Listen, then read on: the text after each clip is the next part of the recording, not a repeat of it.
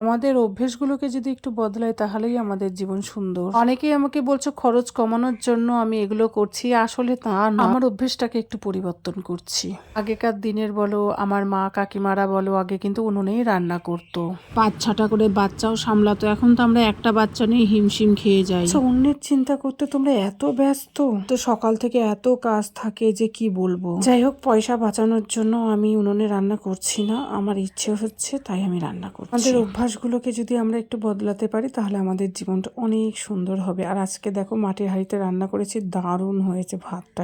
কিন্তু আমি ভয়ই পাচ্ছিলাম মাটির হাঁড়ি যদি ফুটে যায়, ফেটে যায়, এর জন্য আগে আমি জলটাই বসিয়েছিলাম। দেখলাম যে না, কিছু হয়নি, আরো সুন্দর হয়েছে রান্না করতে করতে আমার কাচরা ছাদটাও তোমাদের দেখিয়ে দিলাম। আমি কি মাছ রান্না করেছি একটু বলো তো তোমরা। রান্না করছি আমি, আর কিছু মানুষ জ্বলে যাচ্ছে, বলছে পয়সা বাঁচাচ্ছি, এই করছি। হ্যাঁ গো, পয়সা বাঁচাচ্ছি, আমার খুব পয়সার দরকার গো। একটু আমার ভিডিওটা তোমরা দেখো গো, আমার ভিডিওটা একটু দেখো তোমরা। ভিডিওটা যদি তোমরা দেখো তাহলে আমি একটু টাকা পয়সা পাবো।